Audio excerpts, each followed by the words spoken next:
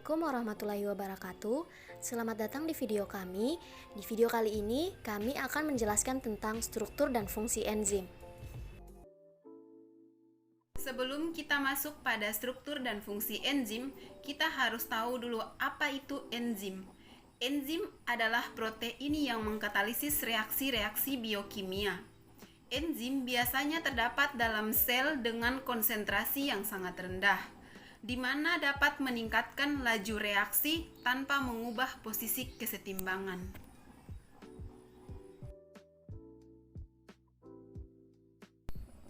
Ada beberapa karakteristik enzim. Yang pertama, enzim yang percepat reaksi kimia tetapi tidak mempengaruhi keseimbangan akhir. Yang kedua, enzim hanya diperlukan dalam jumlah kecil untuk mengubah sejumlah besar molekul. Yang ketiga, enzim hanya akan berfungsi pada kondisi pH, temperatur, konsentrasi substrat, dan kofaktor tertentu. Dan yang terakhir, keempat, enzim bersifat spesifik atau khusus. Artinya, enzim hanya mengkatalisis reaksi dalam skala kecil atau dalam beberapa kasus hanya mengkatalisis satu reaksi.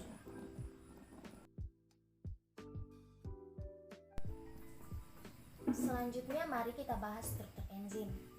Enzim tersusun atas dua bagian yang saling berpasangan, yaitu apoenzim dan kofaktor, dapat dilihat pada gambar. Yang pertama kita bahas apa itu apoenzim. Apoenzim merupakan bagian enzim berupa senyawa protein yang memiliki sifat tidak tahan panas. Apoenzim terdiri atas bagian-bagian berikut. Jadi apoenzim ini dibedakan menjadi dua bagian, yaitu yang pertama sisi aktif. Sisi aktif berikatan dengan substrat. Substrat adalah zat yang akan dijadikan produk. Sisi aktif dapat diganggu oleh inhibitor kompetitif yang berstruktur sama dengan substrat. Inhibitor kompetitif akan mencegah substrat untuk berikatan dengan enzim. Yang kedua adalah sisi allosterik. Sisi allosterik berikatan dengan koenzim atau kofaktor enzim. Sisi allosterik dapat diganggu oleh kehadiran non-kompetitif yang memiliki struktur sama dengan kofaktor. Inhibitor non-kompetitif dapat mencegah enzim untuk berikatan dengan substrat.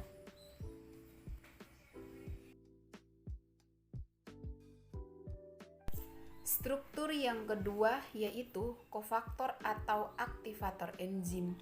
Kofaktor merupakan bagian enzim berupa senyawa non-protein dan bersifat tahan panas. Enzim yang telah berikatan dengan kofaktor disebut holoenzim. Kofaktor dapat mengubah bentuk sisi aktif agar dapat berikatan dengan substrat. Kofaktor enzim dibedakan atas. Yang pertama, koenzim. Koenzim merupakan kofaktor berupa senyawa organik atau vitamin yang berikatan secara non-kovalen dengan enzim. Contohnya koenzim NAD+. Yang kedua, gugus prostetik. Gugus prostetik merupakan kofaktor berupa senyawa anorganik atau mineral yang berikatan secara kovalen dengan enzim. Contohnya Cl dan Ca2+ pada enzim amilase.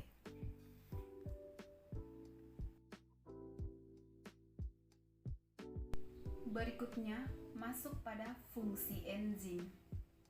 Enzim memiliki fungsi mendasar yaitu menurunkan energi aktivasi sehingga reaksi dapat berlangsung dalam suhu atau kondisi normal.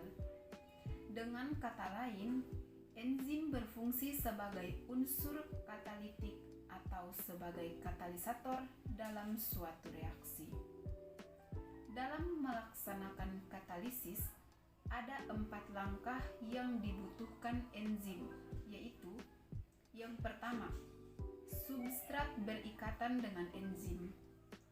Substrat atau banyak substrat berikatan pada situs aktif atau active site untuk membentuk kompleks substrat enzim. Yang kedua, terinduksi hingga pas atau induced feed. Enzim Enzim yang berikatan dengan substrat menginduksi perubahan bentuk enzim sehingga substrat lebih pas pada tempat yang lebih sempit di bagian situs aktif. Induced feed dapat didefinisikan sebagai perubahan enzim yang reversibel. Yang ketiga, katalisis. Saat terjadinya katalisis dalam reaksi, substrat atau banyak substrat berubah dengan cara yang spesifik.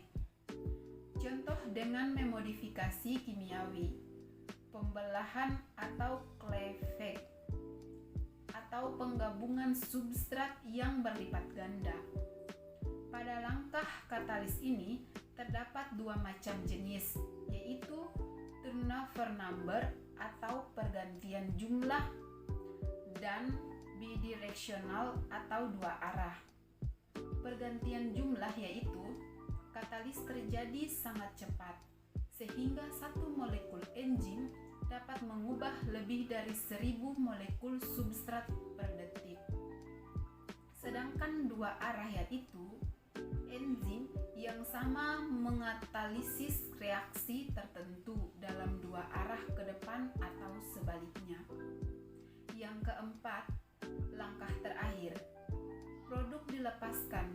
Terjadinya pelepasan produk reaksi dari situs aktif dan enzim tetap dalam bentuk aktifnya.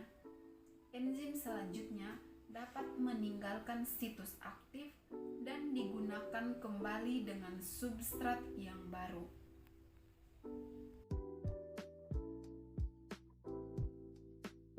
Selanjutnya masuk pada jenis-jenis enzim. Enzim yang pertama pada enzim hewan. Enzim hewan yang pertama yaitu enzim selulase. Enzim selulase adalah nama bagi semua enzim yang memutuskan ikatan glikosidik beta 1,4 di dalam selulosa, pseudodextrin, selobiosa, dan turunan selulosa lainnya. Enzim selulase berfungsi untuk menghidrolisis atau menguraikan ikatan glikosidik beta 1,4. Karena itulah penyebab manusia tidak dapat mencerna selulosa, karena manusia tidak memiliki enzim selulase. Seperti halnya pada hewan.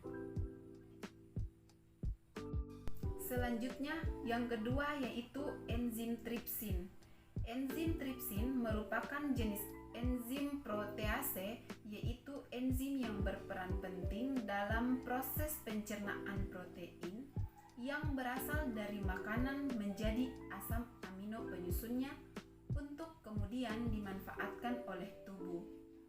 Enzim tripsin dihasilkan oleh pankreas yang berfungsi enzim ini untuk mempercepat reaksi pemecahan protein menjadi asam-asam amino. Selanjutnya kita bahas enzim yang ada pada tumbuhan. Yang pertama ada enzim bromelain. Enzim bromelain adalah enzim proteolitik yang ditemukan pada bagian batang dan buah nanas atau ananas SP. Fungsi enzim bromelain untuk mengurangi rasa sakit dan pembengkakan karena luka, mengurangi radang sendi, menyembuhkan luka bakar, meningkatkan fungsi pada paru-paru pada penderita infeksi saluran pernapasan. Dalam bidang makanan, enzim ini sering digunakan untuk melunakkan daging. Selanjutnya adalah enzim papain. Enzim papain merupakan enzim proteolitik pada getah pepaya, baik batang, daun, dan buahnya. Enzim ini berfungsi sebagai pelunak daging dan penghidrolisis protein.